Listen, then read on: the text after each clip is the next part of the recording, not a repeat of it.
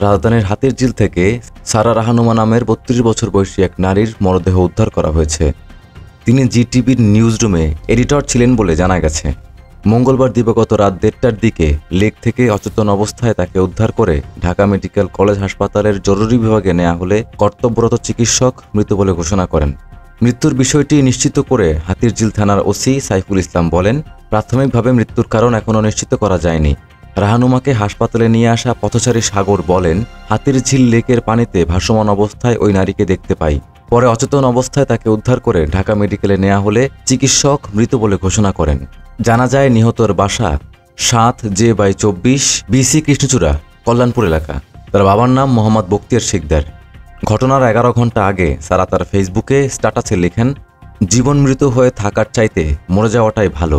এরপর আবার ঢাকা বিশ্ববিদ্যালয়ের রাজু ভাস্কর্যের লোকেশন দিয়ে ফাহিম ফয়সাল নামে এক ব্যক্তির সঙ্গে সারা তার ফেসবুকে ছবিসহ একটি পোস্ট দেন। সেখানে তিনি লেখেন, আপনার মতো একজন বন্ধু পেয়ে ভালো লাগলো। ঈশ্বর আপনাকে সর্বদা আশীর্বাদ করুন। আশা করি আপনি শীঘ্রই আপনার সমস্ত স্বপ্ন পূরণ করবেন। আমি জানি আমরা একসঙ্গে অনেক পরিকল্পনা করেছি। দুঃখিত আমাদের পরিকল্পনা পূরণ করতে পারিনি। ঈশ্বর আশীর্বাদ করুন।